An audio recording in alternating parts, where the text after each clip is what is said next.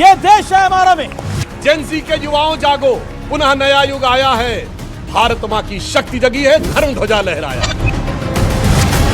Hinduism की जो इन्होंने बर्बादी की है, अब जो इन्होंने जहर घोला है, अब हिंदुइज्म पूरे दुनिया में बदनाम हो रहा है। बिरयानी खा के फोटो आ रहा है, मुस्कुरा रहे हैं, पहलगाम भूल गए। गज भर की जबान निकालने वाले आदमी से पूछिए कि किसकी पार्टी ने लखनऊ, फैजाबाद और वाराणसी की अदालतों में आतंकवादियों से एफआईआर वापस नहीं दी। 5 मिनट टुकड़े गए को नॉन स्टॉप मिला। नहीं, आपने तो बोला ही। भाई देखो, साबित हो गया कौन टुकड़े गए। ये बदतमीज लोग आके मारा जो था उसने ले लिया।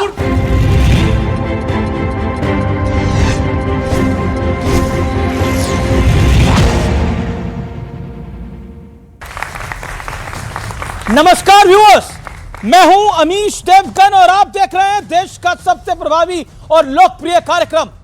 नए साल का आगाज जोरदार सियासी आतिशबाजियों के साथ हुआ है, क्योंकि संघ प्रमुख मोहन भागवत ने कहा है कि एकता के लिए समाज में भेदभाव को मिटाना होगा।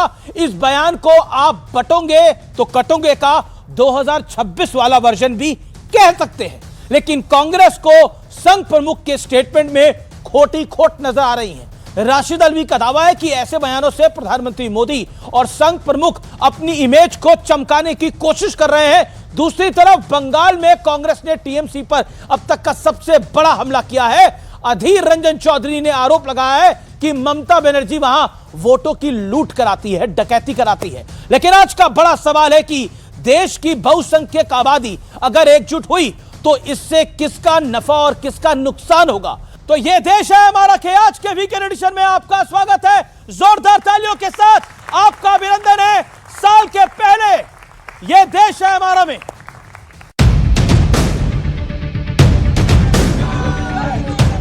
2026 के आगमन पर आरएसएस चीफ मोहन भागवत ने एकता का बड़ा संदेश दिया है।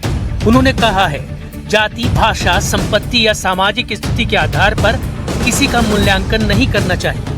जात नहीं देखना, पात नहीं देखना, भाषा कौन सी नहीं देखना, सब भारतवासी मेरे अपने हैं। इसको कहते हैं सामाजिक समरसता। Yogi Adityanath spews hate every day onto Muslims. Himanta Biswa Sarma abuses Muslims. So first he should go and preach to them. Ask these people that why they are not listening to him. देखिए, मोहन भागवत और प्रधानमंत्री दोनों अपनी अपनी छवि बनाने में लगे। वैसे ये पहला मौका नहीं है जब बंटवारा पॉलिटिक्स के खिलाफ आवाज उठी हो। इससे पहले योगी आदित्यनाथ और प्रधानमंत्री नरेंद्र मोदी भी अपने अपने अंदाज में एकता का संदेश दे चुके हैं। अलग अलग जातियों में टूटने से आप सोचिए कमजोर हो जाएंगे कि नहीं हो जाएंगे।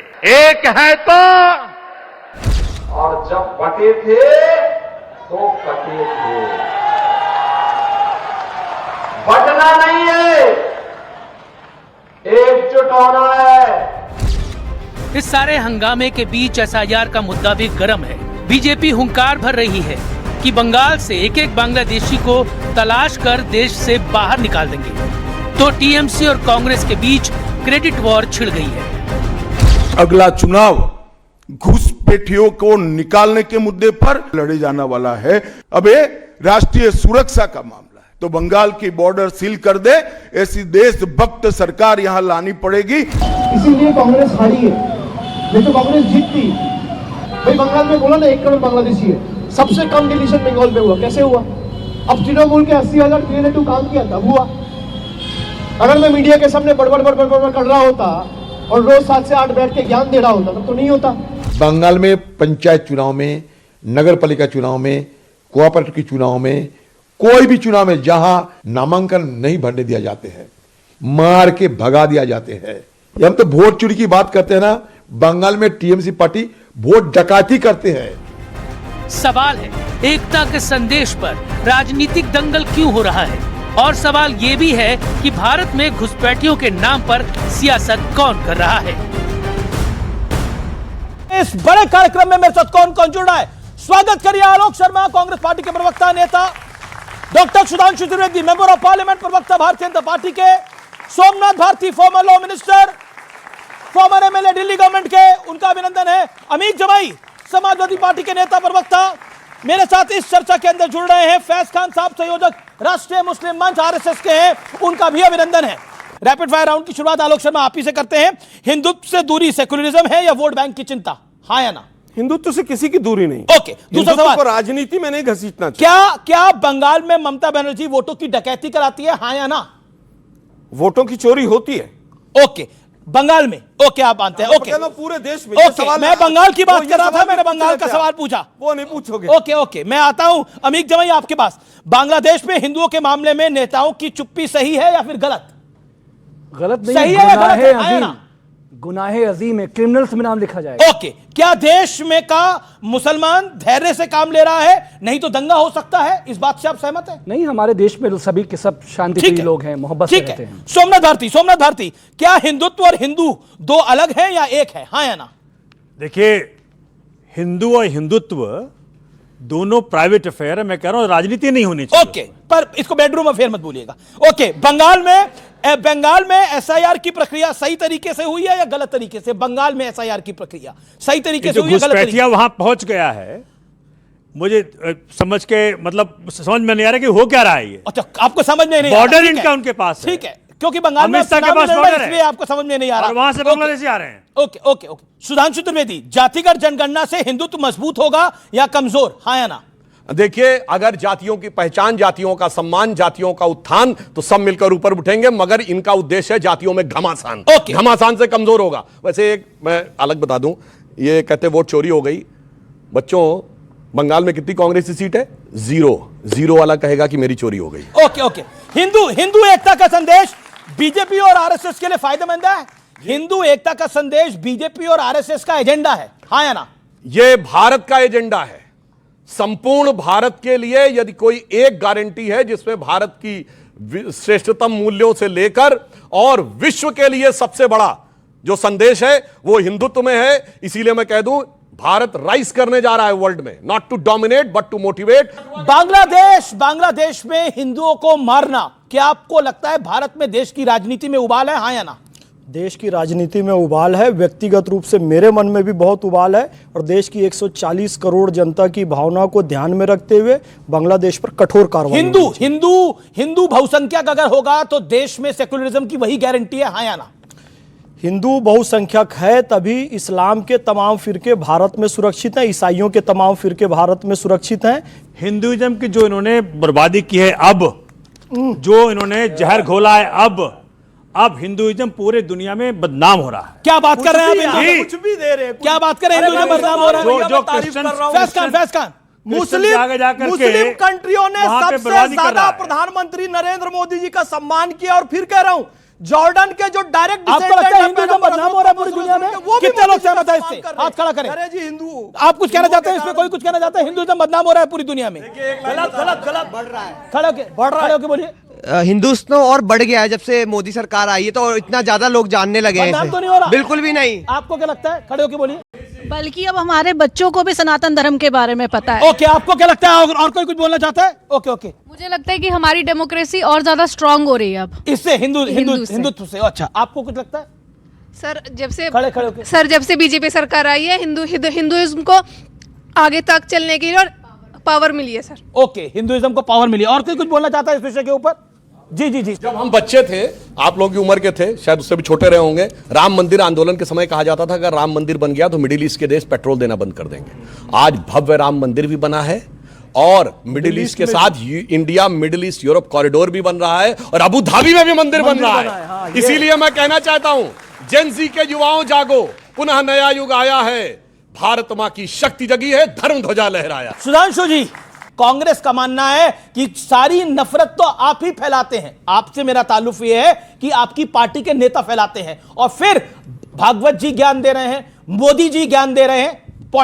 पॉइंटेड सवाल है। हम तो जो प्रधानमंत्री मोदी जी ने कहा है, सबका साथ सबका विकास, सबका विश्वास सबका प्रयास, उसमें साथ में रहते हैं, और किसी सरकारी योजना में किसी को देने में किसी प्रकार की कोई कमी नहीं रखी है। और भले ही कोई वोट दे या ना दे, हेमंता विश्व शर्मा जी ने यहां तक कह दिया कि लोगों ने मुझसे कहा कि मैं किडनी दे दूंगा, वोट नहीं दूंगा।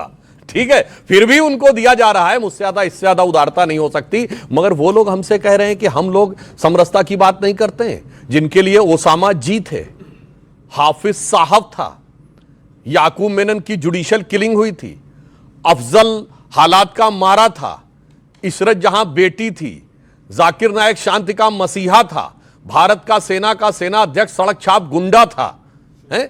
वो लोग आकर हमसे ये कह रहे हैं कि उनसे हमें शांति का, सौहार्द का पाठ पढ़ाना चाहिए और भारत तेरे टुकड़े होंगे इंशाअल्लाह वाले लोग भटके हुए नौजवान थे। वो तो एक सेकुलर ब्रिगेड थी, उसमें ऐसी कौन सी बात है। और सर तन से जुदा का नारा तो एक सुंदर सेकुलर संगीत था, इसलिए उसका विरोध करने की कोई आवश्यकता नहीं थी। इसको देखकर हमें पंचतंत्र की वो कहानी याद आती, मैं कैविएट लगा कह रहा हूं, किसी को व्यक्तिगत नहीं कर रहा हूं, जिसे कहते हैं रंगा हुआ सियार।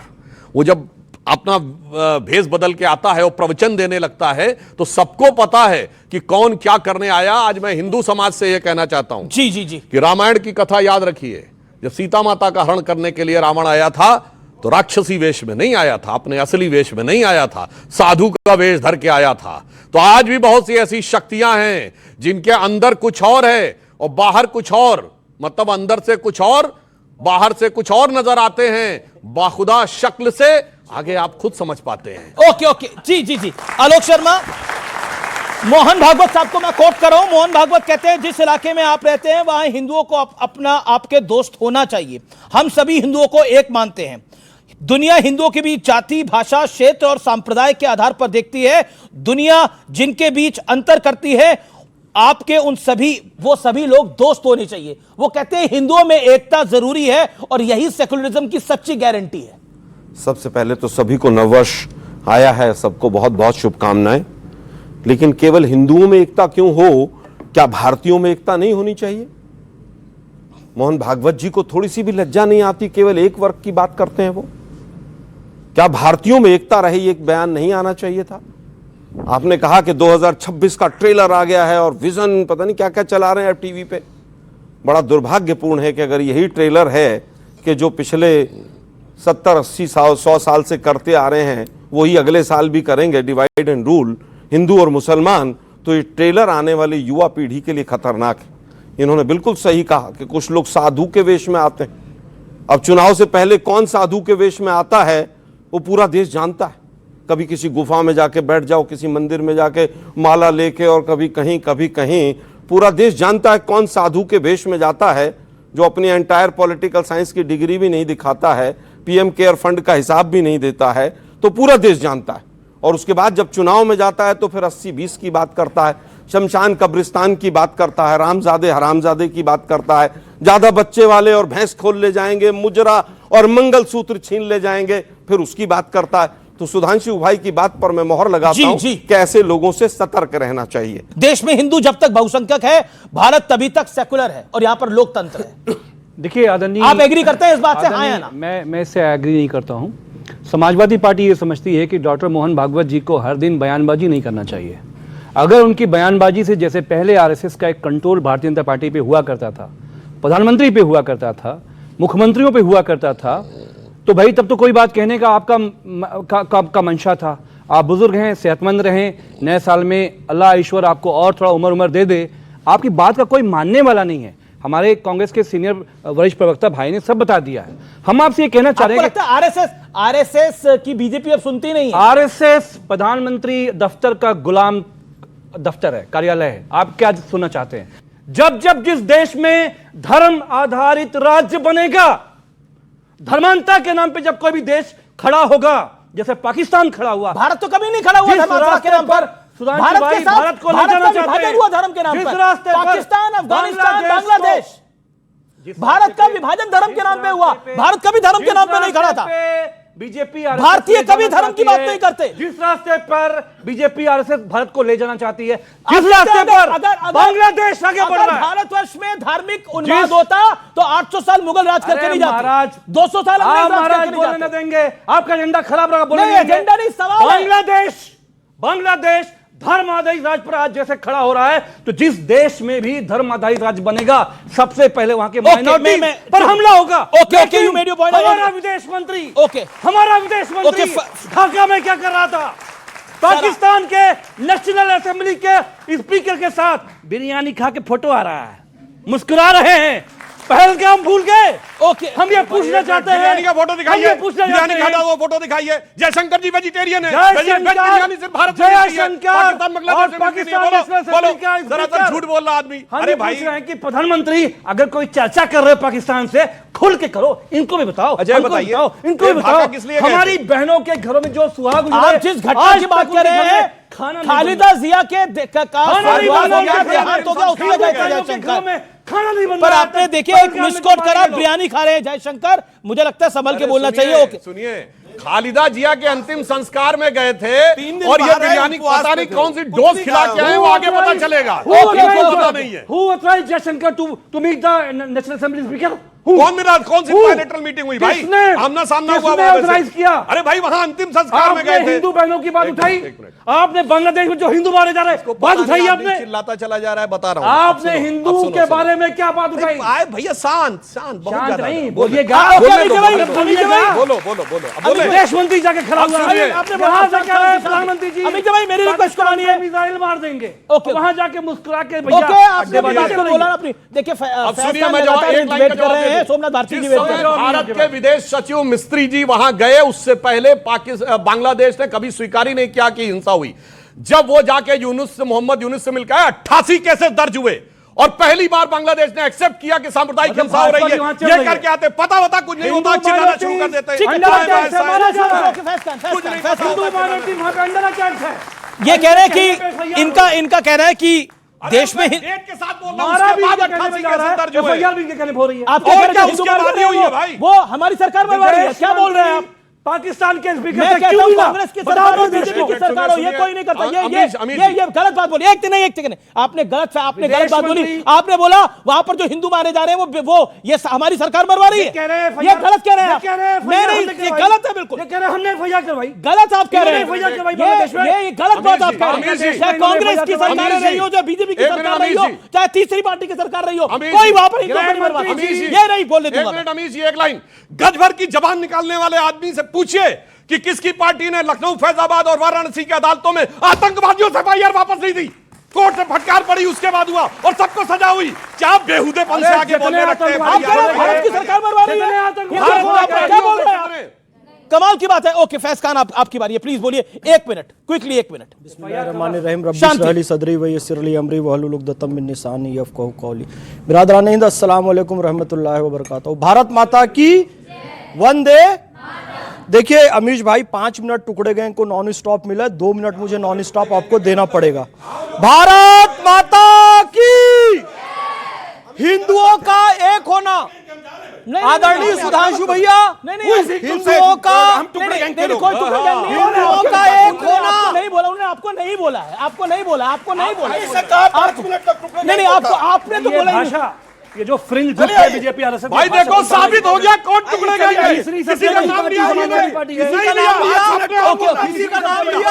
अच्छा ठीक है, किसी का नाम। अच्छा चलिए प्लीज शांति आइए। ओके आप अपनी बात को रखिए जनाब, और मैं सीधा बोल रहा हूं, आप अपनी बात को रखिए। मैं सीधा अपनी बात को रखूंगा और मैं डिबेट की मर्यादा को रखते हुए बिलो द बेल्ट ही करूंगा। जो भी करूंगा मैं विश्वास दिलाता हूं, लेकिन हमारी परंपरा यह है कि बिलो द बेल्ट मारने के लिए भगवान श्री कृष्ण ने भी कहा था भीम को, और बिलो द बेल्ट ही कमजोर था इनका, इसलिए वो खत्म हो गए। किसका? दुर्योधन का। तो हम बिलो द बेल्ट ही रखेंगे। तुम्हारी कमजोरी तुम्हें मार डालेगी, ध्यान रखना। टूटने के लिए सितारा काफी होता है और समझदार के लिए बस एक इशारा काफी होता है। अब मेरी बात सुनिए, मैं एक मुसलमान हूं और भारतीय मुसलमानों की छवि आप लोगों ने यह बनाई है कि वो बम बांधकर फट जाए, आतंकवाद की बात बोले, वो कहे सर तन से जुदा, तब उसे मुसलमान मानेंगे। जब एक मुसलमान कहता है भारत माता की जय, जब एक मुसलमान कहता है वंदे मातरम, जब एक मुसलमान कहता है मैं टुकड़े गैंग में शामिल नहीं होऊंगा, मैं अखंड भारत की बात करूंगा, तो आपकी दृष्टि में मुसलमानों की तो बात ही नहीं हो रही, आपने डायरेक्शन ही दूसरी घुमा ली है। मोहन भागवत ने बोला, मोहन भागवत जी ने जो बात कही है, मोहन भागवत जी का स्टेटमेंट कि हिंदू जब तक बहुसंख्यक है, सुनिए, तब तक मुसलमानों के तमाम फिरके और ईसाइयों के तमाम फिरके भारत में सुरक्षित हैं। शिया और सुन्नी के नाम पर पूरी दुनिया में मुसलमान आपस में कत्लेआम करते हैं। प्रोटेस्टेंट, कैरिज्मेटिक, कैथोलिक के नाम पर सबसे ज्यादा कत्लेआम दुनिया में हुआ है। लेकिन याद रखिए, शिया, सुन्नी, अहमदिया, देवबंदी, बरेलवी सब सुरक्षित है तो केवल भारत में सुरक्षित है, क्योंकि हिंदू बहुसंख्यक हैं। सोमनाथ भारती जी, देखिए, पहले तो ये मैं गुजारिश करूंगा माननीय सुधांशु जी से कि स्वयंसेवक संघ के अंदर एक ऐसा विंग बनाए जिसका हेड इनको बनाए। यही है बहुत जरूरी है। राष्ट्रीय मुस्लिम मंच है, बहुत जरूरी है, से जुड़ा हुआ राष्ट्रीय मुस्लिम मंच है, राष्ट्रवादी मुस्लिम। और मुश्किल क्या है कि देखिए, अभी तक मैं बड़े आसानी से शांतिपूर्वक सुन रहा था सबको। जो बच्चे यहाँ बैठे हुए हैं, जो नौजवान मेरे साथी बैठे हुए हैं, इनके फ्यूचर का, इनके शिक्षा का, इनके सुविधाओं का कहाँ चर्चा हो रहा है? जातियों में बांट रहे हैं, धर्म में बांट रहे हैं। अगर मोहन भागवत जी कहते होते कि जी बच्चों में नौकरियां दूंगा, मैं दूंगा, कहते होते तो सुनता मैं।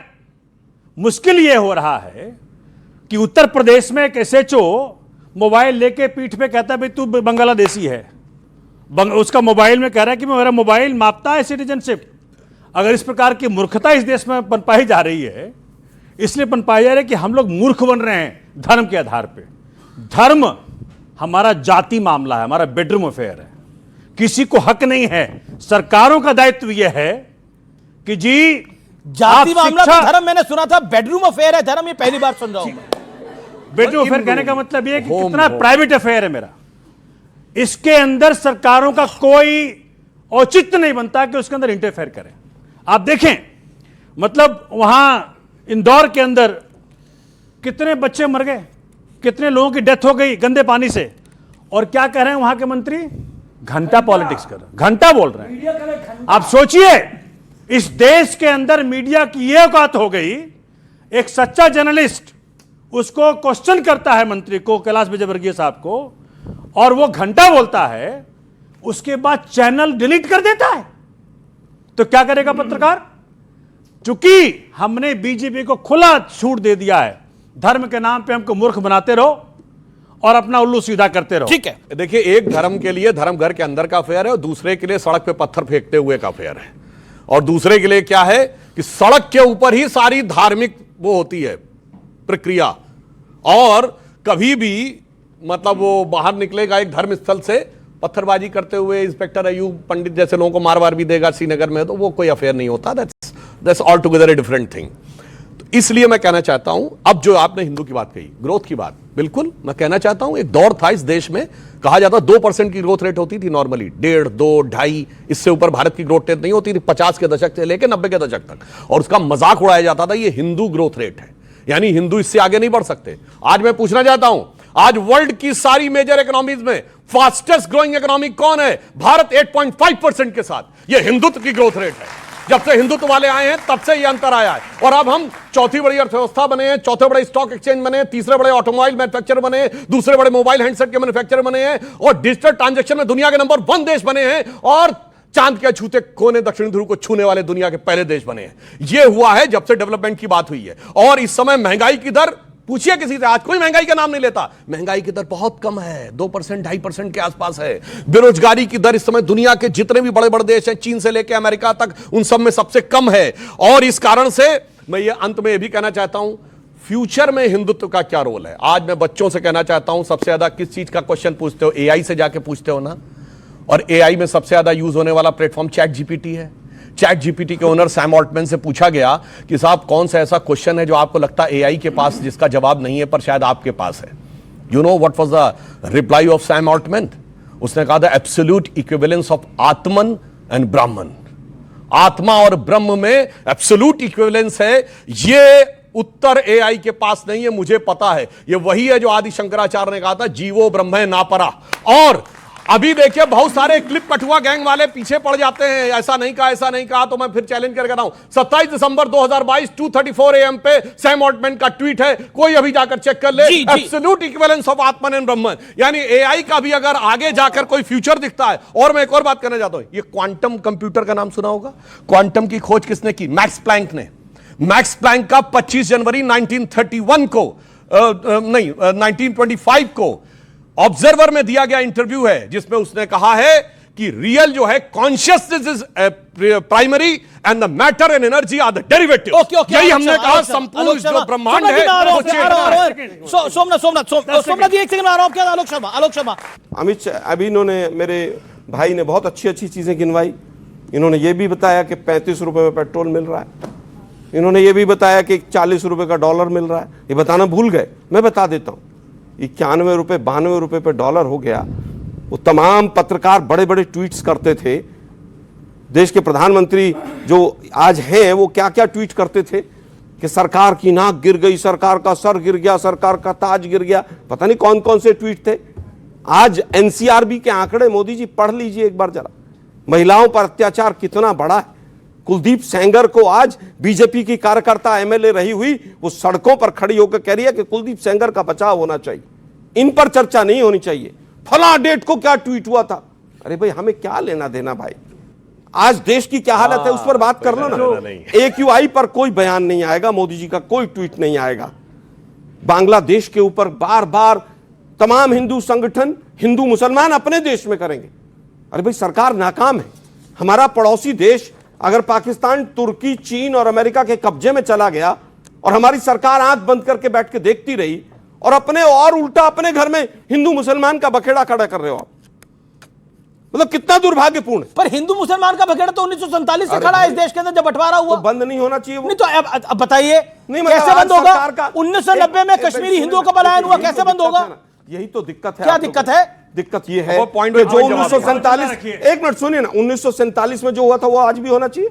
आप ये कह रहे हैं नहीं होना चाहिए, नहीं होना चाहिए, क्यों हो रहे हैं? 1990 में हुआ। अरे भाई क्यों हो रहा है फिर देश में? होते रहा, 1990 में भी हुआ। अरे भाई 90 में जो, मैं फिर कहूंगा जो 90 में हुआ आज भी होना चाहिए। पूरे देश को मुद्दे से डाइवर्ट करो, ठीक है। ट्रंप के सामने सरेंडर कर दो। आधा घंटे पहले वो कह दे कि मैं सीज फायर कर रहा हूं, जवाब देता हूं। उसके ऊपर एक आपको लगता है ट्रंप ने सरेंडर कराया था? बिल्कुल ट्रंप ने सरेंडर कराया मोदी जी को, सरकार को। डील हो जानी चाहिए थी, डील तो आज तक नहीं हुई। अरे भाई एक मिनट कह रहा था डील के लिए, बीच में मत बोलिए। मैं, आपने बहुत अच्छा सवाल पूछा, मुझे डील भी नहीं हुई। अमित जी मुझे केवल ये बता दीजिए कि भाई वो आधा घंटे पहले उसको किसने लीक कर दिया? फिर विदेश मंत्री ने लीक किया।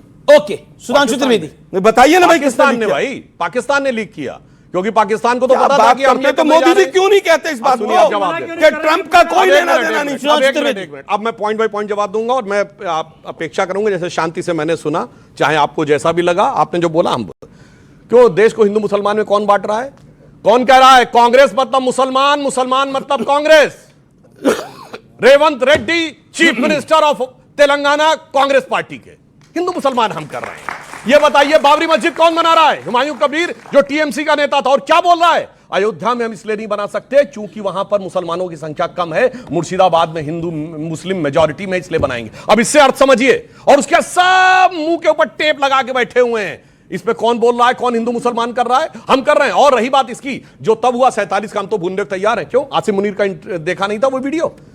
कौन कह रहा है? आसिम मुनीर, पाकिस्तान का आर्मी चीफ, कि हिंदू मुस्लिम दो कौमें हैं और हम उनके साथ नहीं रह सकते थे इसलिए। और उसने आगे बोला कलमे की बुनियाद पे दुनिया में 2 ही रियासतें बनी, एक मदीना और एक पाकिस्तान। और उसके बाद बोलिए, उसके बाद उनके लोगों ने हिंदू मुस्लिम पूछ पूछ के मारा, मगर उसके बाद इनको लगता है हिंदू मुसलमान हम कर रहे हैं। अरे भाई मैं पूछ रहा हूं, आसिम मुनीर को इतना कवर फायर क्यों दे रहे हो?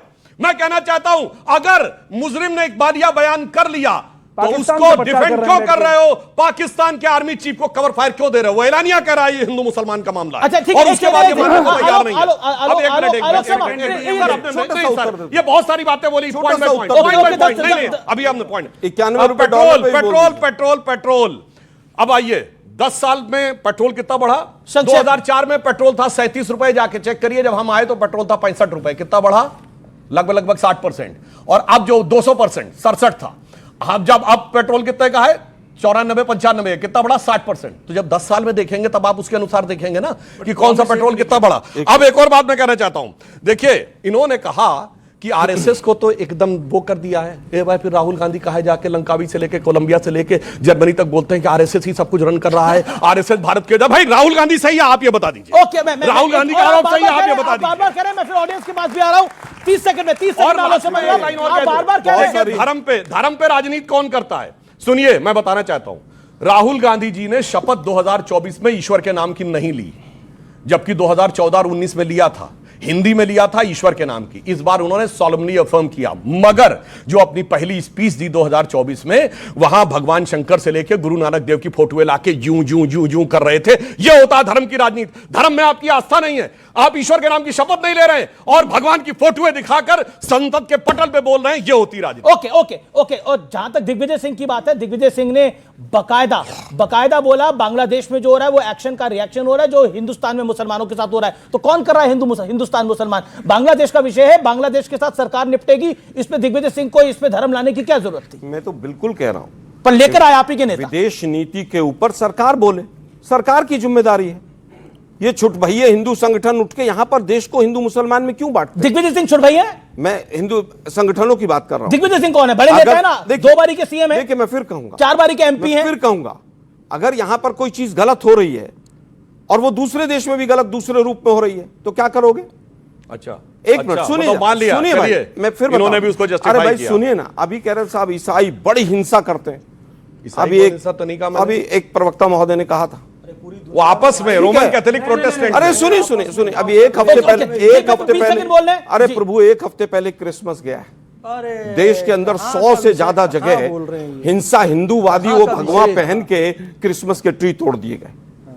कैनॉट प्लेस में लोगों ने क्रिसमस की सजावट नहीं की कि वो गुंडे आ जाएंगे, कोई बजरंग दल का होगा, कोई वीएचपी का होगा, कोई फलाने का नाम लेगा, कोई ढिकड़े का नाम लेगा।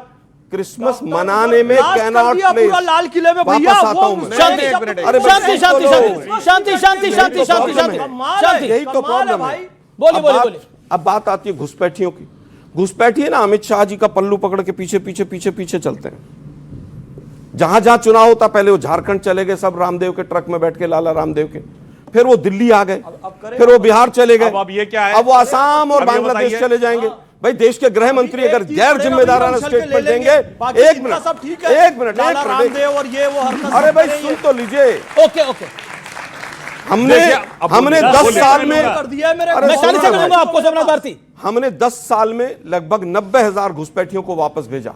इनकी सरकार 12 साल। ओके ठीक है, ये वाजिब सवाल है। कितने भेजे? ओके घुसपैठियों के लिए आप सिर्फ बात करते हैं, वापस कितने भेजेंगे? जवाब बता दो ना संख्या। ओके जवाब दीजिए। बोलने ना दो। अरे तो आपने बोल दिया ना, इन्होंने केवल बोल लीजिए। अभी आपने बोला गृह मंत्री का जैसे ही बीजेपी आते हैं, गृह मंत्री का पल्लू पकड़ के आते हैं। अब ये पर्सनल कमेंट था कि नहीं था? पर्सनल बिल्कुल नहीं, गृह मंत्री ट्रक में जाते ही बोला, किसी के लिए पर्सनल नहीं। कैसे पत्रकार हो? ये भी वापस आइए, सुनिए अमीश जी, जैसे ही बताने चला कि बीजेपी के राज में केवल 5,000 भेजे गए, आप एकदम शुरू हो गया। क्या मतलब है भाई? भैया मतलब बीजेपी को कितना प्रोटेक्ट करोगे? अरे बीजेपी को मैं प्रोटेक्ट नहीं कर रहा, देश की जनता प्रोटेक्ट कर रही है। चुनाव पे चुनाव जिता रही है। बताइए, दिल्ली के अंदर आपकी सीटें नहीं आई, बिहार के अंदर आपकी सीटें नहीं आई, मैं प्रोटेक्ट कर रहा हूं। नहीं तो और मीडिया प्रोटेक्ट कर रहा है। अरे भाई इलेक्शन का अच्छा, फिर सुप्रिया सुले कह रही है कि इलेक्शन, इसी इलेक्शन कमीशन से मैं 4 बारी जीती हूं। क्या करेंगे आप? मैं फिर कहूंगा। और जहां तक आप वोट चोरी की बात करें, आपके नेता कह रहे हैं कि ममता बनर्जी तो वोट की डकैती करती है। ओके, वोट की डकैती करती है। मैं बोलूंगा ओके, लेकिन आप इंडिया अलायंस को एक नहीं रख पा रहे हैं, ये बड़ी बात है। एक सेकंड, ओके आप इंडिया अलायंस को एक नहीं रख पा रहे हैं, ये बड़ी बात है, बड़ी बात। ओके सोमनाथ भारती, मैं आपके पास आता हूं, आपके पास बस केवल टू द पॉइंट। हाँ 20 सेकंड। पहली बात, कितना झूठ बोलते हैं कि 100 जगहों पे हुआ, केवल 4 केसेस रजिस्टर्ड हैं और जो क्रिसमस ट्री जलने वाला केवल 4 है ना सर। बात सुनिए, हुआ कितनी जगह? 4 जगह तो कैनॉट प्लेस, कैनॉट बोल रहे हैं भाई। और सुनो, 4 मौलवियों का फतवा था कि कोई क्रिसमस नहीं अटेंड करेगा मुसलमान और न्यू ईयर नहीं करेगा, उस पर चू का हमारे यहां किसी धर्माचार्य का फतवा था, मौलवियों के फतवे दिए हुए चू। और सुनो, यूरोप के तमाम शहरों में, जर्मनी से लेकर राहुल गांधी के ननिहाल इटली तक, वहां की सरकार ने ऑफिशियली कहा तमाम शहरों में कि क्रिसमस के सेलिब्रेशन न किए जाएं, क्योंकि चाकूबाजी से लेकर आतंकवाद की घटना हो सकती है, हर जगह पुलिस प्रोटेक्शन नहीं दे सकती। वो भी आरएसएस बीजेपी की वजह से हो रहा है ना। अरे भाई साहब, कितना बड़ा तुम ये चीजों को छुपाना चाहते हो, ये मैं बताना चाहता हूं। और मैं बताना चाहता हूं, और क्रिसमस मनाने को मैं बीच में नहीं बोला था, मुझे पता है। और कह रहे हैं, अब सुनिए, यादव समाज के सबसे बड़े श्रेष्ठ पुरुष आ गए, धर्म जाति के अलावा कुछ नहीं बोले। बाबा रामदेव योग ऋषि को लाला रामदेव बोल रहे हैं। और मैं कहूंगा यादव समाज से, सुनो, आप अपना स्वाभिमान देखो कहां पे जा रहा है। अभी 30 अक्टूबर को गोपाष्टमी हुई थी, लालू यादव की गोपाष्टमी में पूजा करते हुए फोटो नहीं आई, मुहर्रम के ताजिए के आगे झुकी फोटो आई, क्रिसमस की फोटो आई, हैलोवीन की फोटो आई। और ये देखिए किस ढंग से उनको अपमानित करने की कोशिश कर रहे हैं। और इसलिए लाला रामदेव लाला ही हैं। एक बार फिर कहिए। अरे भैया, ये राहुल गांधी जी पूरे देश को बेड़ा गर्क कर दिया। उनसे पूछा गया कि साहब अब 35 रुपए में पेट्रोल, बोला हट। बिल्कुल, अब आपके सामने आप क्या जवाब दिया था? मैं बोल दूं, अब सुनिए, मेरा क्या फाड़ लेगा, क्या फाड़ वो लाला रामदेव नहीं है। अरे भाई सुनिए ना। अच्छा ये बताइए, अच्छा मैं कह रहा हूं हिंदुओं में एकता की बात अलग, एक बड़ा विषय हो गया, क्योंकि जिसकी बात मोहन भागवत ने बोली, लेकिन इंडिया अलायंस में क्या एकता है? सोमनाथ भारती, अब अधीर रंजन चौधरी कहते हैं वोटों की डकैती करती है ममता बनर्जी, आप बताइए। ओके बताइए, ये एकता है क्या? मैं उस पे आऊंगा। वो वोटों की डकैत है, मैं उस पे आऊंगा। ये बोला गया, हम तो रहमान डकैत को ही सुनते हुए आ रहे थे, धुरंधर वाले को, ये वोटों की डकैत आ गई। सुधांशु जी जानते हैं ना रहमान डकैत कौन है? एक्चुअली हमें समझा रहे थे कि कैसे कैसे किस किस, मेरे प्रश्न का जवाब मैं आऊंगा उस पे, बिल्कुल आऊंगा। किस किस ने, गूगल ने, चैट जीपीटी ने क्या क्या कहा, थोड़ी देर बच्चों से भी पूछता हूं, इस वक्त का कौन है एजुकेशन मिनिस्टर? बताइए कितनों को मालूम है? धर्मेंद्र प्रधान एक को मालूम है, हो गया, बच्चे एक को मालूम है ना, धर्मेंद्र प्रधान, एक को मालूम है, एक को नहीं। मुश्किल क्या है कि माननीय सुधांशु जी, आपकी पार्टी 11 साल से सेंटर में है और कई नहीं राज्यों में। ऐसा एक हो एजुकेशन मिनिस्टर बताइए जो पौवे के बदले में पौवा भी देता हो, वो किस पार्टी का? अच्छा हम बताते हैं आपको, पौवे के बदले पौवा पूरे भाजपा राज्यों में बट रहा है। नहीं, चलिए मेरे साथ गुड़गांव में, एजुकेशन मिनिस्टर, चलिए मेरे साथ गुड़गांव में, एक ही जगह इनकी वो ऐसी और कई एजुकेशन मिनिस्टर के घर में पौवा बट रहा है। अरे चलिए, अब पौवे पे दिखाता हूं आपको मैं।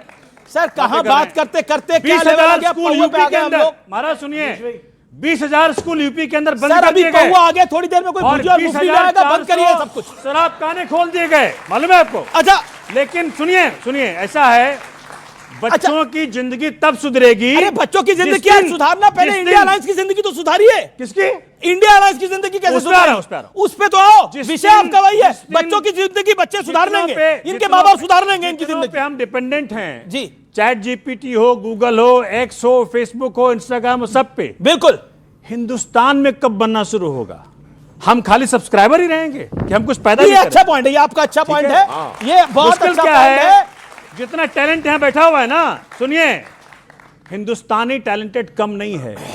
यही हिंदुस्तानी, मैं आईआईटी का खुद हूं, मैं अमेरिका में खूब रहा, यही हिंदुस्तानी जब फॉरेन में रहता है ना, इनको माहौल मिलता है। यहां माहौल क्या मिल रहा है?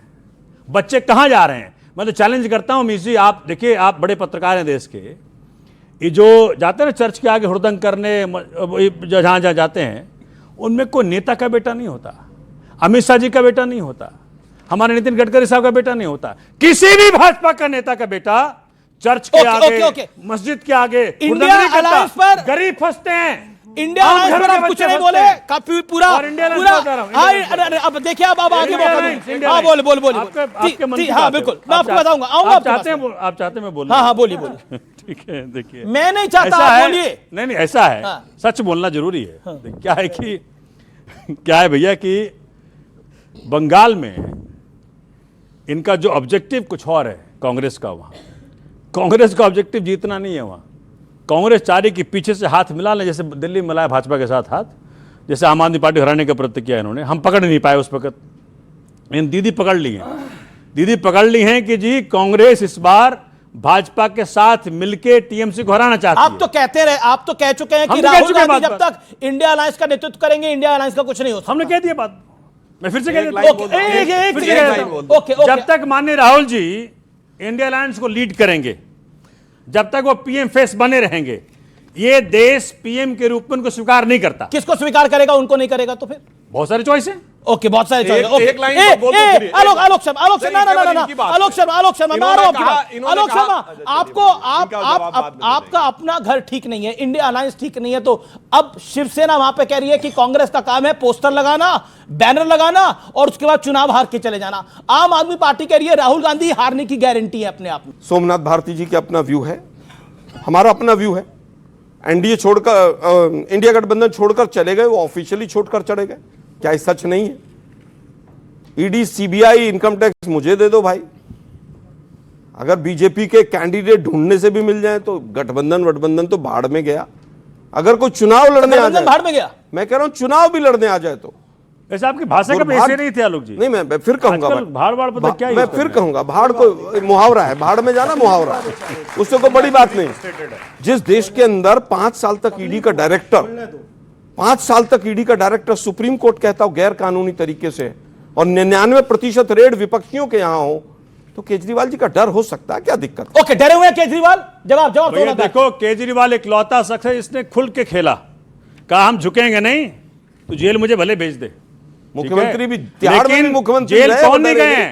सुधांशु जी को तिहाड़ में भी मुख्यमंत्री रहे, डरे नहीं। मुझे मालूम है कहां चोट पहुंचती है उनको। देखिए राहुल जी ने जो कॉम्प्रोमाइज किया, राहुल गांधी ने कॉम्प्रोमाइज किया नेशनल हेराल्ड केस में, किसके साथ कॉम्प्रोमाइज किया? नेशनल हेराल्ड केस में उनका अंदर जाना तय था। मोदी के साथ जी। आप कह रहे नरेंद्र मोदी के साथ राहुल गांधी ने कॉम्प्रोमाइज किया? दोनों में कॉम्प्रोमाइज क्या है? बोल रहे हैं आप प्रधानमंत्री बनते रहो, जीतते रहो, न्यायालय के ऊपर हमको जेल मत भेजना। नेशनल हेराल्ड केस जो कि बिल्कुल ओपन एंड शट केस है, उनका जाना तय था। राहुल गांधी जी ने कॉम्प्रोमाइज मोदी के साथ करा हुआ, अब इससे बड़ी बात क्या होगी? तभी तो दिल्ली में कहा उन्होंने हम तुम्हारे साथ हैं, आम आदमी पार्टी को हराओ। कई बार हंसी भी आती है, राहुल जी मोदी जी के साथ है, कई बार हंसी भी आती है। एक और मुहावरा है। भाई मैं तो भैया को जो सपा से आए मेरे भैया, नहीं उनको बोल रहा हूँ, सलाह दे रहा हूँ, समझ जाओ इनसे। बाई इलेक्शन में ये समझ जाओ कांग्रेस को अलग कर दिया, वो तो सपा को भी सलाह दे रहे हैं कि समझ जाओ। आपका मिडास टच नहीं है, दूसरा वाला टच है। मैं थोड़ा सा केवल ये कहना चाहूंगा, एक मुहावरा है, बोला खिसियानी बिल्ली खंबा नोचे। बिल्कुल दिख रहा है, कुछ नहीं। जिनको 6 सीट आए, बिहार जैसे राज्य में जहाँ 6 सीट आए, हमें 6 आई, हमें 10 आई, हम वो कह रहे खिसियानी बिल्ली आप लोग हैं। मैंने कहा हम 6 लड़े, हम 10 लड़े, केजरीवाल भी तो लड़े थे, उनको 15 आई होंगी भाई, 15 आई होंगी बिहार में उनकी, केजरीवाल जी भी तो लड़े थे। लेकिन आप अपना मुकाबला केजरीवाल के साथ कर रहे हैं बिहार में? बिल्कुल नहीं कर रहा हूं, यूपी में इनके साथ करें। हर यूपी में पार्टी आपका 2 है, मैं फिर कहूंगा बिहार में 6 है, पंजाब में 0 है। मैं फिर कहूंगा कितनी सीट आगे पंजाब में बताइए, पंचायत में? हर पार्टी को अपनी बात रखने का अधिकार है, चुनाव लड़ने का अधिकार है। सर मेरा सवाल ये है कि आप सब पॉलिटिशियन से पहले अंग्रेजों ने शुरू किया था डिवाइड एंड रूल, लेकिन अंग्रेजों के बाद कुछ भी अंग्रेजों की जरूरत है ही नहीं, क्योंकि आप जैसे पॉलिटिशियन ही हमारे इंडिया में डिवाइड एंड रूल कराते हैं। और मुझे एक और बात कहनी है कि जब आपके पास पावर है और इतने बड़े जर्नलिस्ट उनके पास पावर है, और जब हमारे देश में किसी भी लड़की के साथ कुछ गलत होता है, कोई रेप होता है, तो यहाँ पे जर्नलिस्ट खड़े होके उनसे आवाज क्यों नहीं उठाते हैं कि वो चीज क्यों हुई? इतनी बड़ी बहस आज बीजेपी, कांग्रेस, ये सरकार, वो सरकार, उनके लिए की जाती है, लेकिन जब लड़कियों के साथ इतना बड़ा कोई अपराध पर कुलदीप सिंह सेंगर के विषय पे पत्रकारों ने आवाज उठाई और पूरी वाइड कवरेज हुई, उसके बाद ही कार्रवाई हुई। तो फिर जब डिवाइड एंड रूल की बात आती है, ये लोग डिवाइड एंड रूल करते हैं, और जब ये चीजें होती हैं तो उतने बड़े पर्दे पे क्यों नहीं दिखाई जाती? ओके, आप लोग ओके, सब नेताओं के लिए सवाल है डिवाइड एंड रूल। कई अंग्रेजों ने डिवाइड एंड रूल किया, डिवाइड एंड रूल क्या किया ये बताइए? मैं पूछना चाहता हूं, हिंदू समाज में जितनी जातियां हैं, ये किसी हिंदू धर्म ग्रंथ में लिखा हुआ दिखा दीजिए, चैलेंज करके पूछता हूं। 6000 जातियां हैं, एक दिखा दीजिए 6000 जातियों का नाम। ये Herbert Risley British census commissioner ने 1901 में 2314 जातियां डाली, उसके बाद 1931 में 4114, और उसके बाद भाषा पे लड़ाया, उत्तर दक्षिण में तमिल और हिंदी के बीच में मतभेद पैदा करने का प्रयास किया, सिखों को अलग करने का प्रयास किया, लिंग्विस्टिक स्टेट्स बनाए गए, और उसके बाद कहा गया उत्तर भारत वाले आ रहे हैं, दक्षिण वाले वो हैं जो अभी भी राहुल गांधी के अंकल बोले थे ना कि वो पश्चिम वाले जो हैं वो तो अरब से आए हैं, और पूरब वाले चीन से आए हैं, उत्तर वाले यूरोप से आए हैं, और साउथ वाले अफ्रीका से आए हैं। अब मैं ये भी बात कह दूं, जो हिंदू मुसलमान की बात है, वो डिवाइड एंड रूल अंग्रेजों के जमाने में कहा था। औरंगजेब के जमाने में छत्रपति शिवाजी महाराज लड़ रहे थे, क्या अंग्रेजों का डिवाइड एंड रूल था? गुरु गोविंद सिंह जी के चाचा साहबजादे उस समय अगर बलिदान हो गए तो वो अंग्रेजों का डिवाइड एंड रूल था ना? वो डिवाइड एंड रूल नहीं था। डिवाइड एंड रूल ये था कि जाति, प्रांत, भाषा में हिंदू समाज को डिवाइड करो और उसके बाद रूल करो। अब मैं जो महिलाओं के साथ हुआ, बिल्कुल अगर एक भी घटना होती है तो संवेदनशीलता के साथ उस पर कार्रवाई होनी चाहिए, मगर जब कश्मीर में कहा जाता है कि हिंदुओं छोड़ के चले जाओ और अपनी बेटियों को यहां पे छोड़ के चले जाओ, और उसके बाद उसके ऊपर चुप्पी नहीं रखी जाती, उनका समर्थन किया जाता है। सर जैसे कि बांग्लादेश में अभी रिसेंटली एक हिंदू को जलाकर सरेआम, उसमें कुछ नहीं होता बेटा, वो सब सेकुलर है। अच्छा नहीं, आप सवाल पूछिए। सरेआम जलाकर मार दिया गया, तो इस पर आप क्या कहना चाहेंगे? जी जी जी, जिस तरह दीपू के साथ हुआ उस पर आप क्या कहना चाहेंगे? ठीक है, छोटा सा उत्तर दे देते। ओके ओके, आप मैं देता हूं। बेटा जब बांग्लादेश बना, 2 टुकड़े हुए, और जो समझौता हुआ बांग्लादेश से, उसमें यह लिखा है कि अगर यहां पर माइनॉरिटी या हिंदुओं के ऊपर अत्याचार होगा तो हमारी सरकार भारत की हस्तक्षेप करेगी, और हम सेना का भी यूज कर सकते हैं। अब ये काम विपक्ष करेगा क्या? चलिए, आप लोग केवल हिंदू मुसलमान में मत बटिए। हिंदू मुसलमान ने सवाल पूछा। सुनो ना भाई, सुनो ये ना। सवाल हिंदू मुसलमान क्या है? बांग्लादेश में तो हिंदू को जला के मारा गया। सुनते नहीं हो ना इस बात को। सुनते नहीं। मेरा कहना सवाल यह है कि यहाँ पर धरने प्रदर्शन करके आप अपने समाज को बांट रहे हैं। एक तो देखिए, धरना प्रदर्शन सरकार के खिलाफ होना चाहिए कि सरकार जागे और सरकार बांग्लादेश की आप कह रहे हैं यहाँ पे धरना प्रदर्शन नहीं होना चाहिए। ओके सुधांशु त्रिवेदी, ये सब आरएसएस बीजेपी कराती है। शिमला समझौते में वो लाइन दिखाई है जिसमें लिखा हुआ हो कि अगर अब संख्याओं के साथ होगा तो सेना का यूज करेंगे, और अगर था तो 1992 में सबसे ज्यादा मैसेकर हुआ, और जिस समय तस्लीम नसरीन ने किताब लिखी लज्जा, तो उसको आपने अपने यहां आकर प्रेस कॉन्फ्रेंस नहीं करने दी। बाकी की तो बात छोड़िए, बड़े बोल रहे हैं वहां पे फौज भेजने वाले। 1983 में आईएमडीटी एक्ट लेके आया इंदिरा गांधी के जमाने में कि अगर कोई बांग्लादेशी घुसपैठिया आएगा तो उस एक्ट में जानते क्या प्रावधान था? अगर आपको लगता है कि आपके बगल में कोई बांग्लादेशी घुसपैठिया आ गया है और आप पुलिस को रिपोर्ट करें, तो आपकी जिम्मेदारी आप साबित करें वो बांग्लादेश में कहां रहने वाला है। उसके आगे हमारे नेता आपने बोला धरना प्रदर्शन से, ओके सुधांशु जी, आपने बोला धरना प्रदर्शन से यहाँ क्या होगा? आपकी बात को माना। एक बात बताइए, जो फिलिस्तीन और हमास को लेकर यहाँ पे धरना प्रदर्शन हो रहा था और प्रियंका गांधी वाड्रा जी तो बाकायदा बैग लेकर चली गई थी, उससे क्या हो गया? उससे क्या हुआ? वो तो अटल बिहारी वाजपेयी का स्टेटमेंट सुना आपने फिलिस्तीन के बारे में? आप अटल बिहारी वाजपेयी से सीख रहे हैं? आप अटल बिहारी वाजपेयी से सीख रहे हैं? हम हर अच्छी चीज सबसे सीखना चाहते हैं।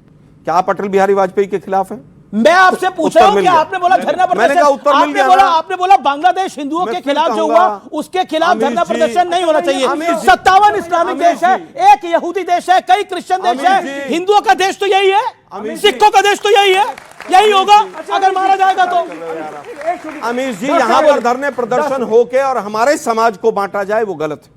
सरकार के ऊपर दबाव बनाया जाए पक्ष में नारा सरकार वहां पर पैलेस्टाइन और हमास के पक्ष में जब धरने प्रदर्शन हो रहे थे तब समाज को जोड़ा जा रहा था। बताइए तो क्या वहां पर दो धर्मों की लड़ाई थी? वहां नहीं तो धर्मों की लड़ाई नहीं थी, वहां दो देशों की लड़ाई थी, दोनों में फर्क है। फिर यहां से क्या मतलब? फर्क दो देशों की लड़ाई में, यहां तो यहाँ पे दो देशों में इजराइल और पैलेस्टाइन लड़ रहे हैं, हमारे देश का क्या मतलब? बहुत बहुत शुक्रिया तमाम मेहमानों का, आप लोगों का बहुत बहुत अभिनंदन। फिलहाल आज के इस एडिशन में इतना ही। फिलहाल आज के इस एडिशन को यही समाप्त करते हैं। नमस्कार, धन्यवाद।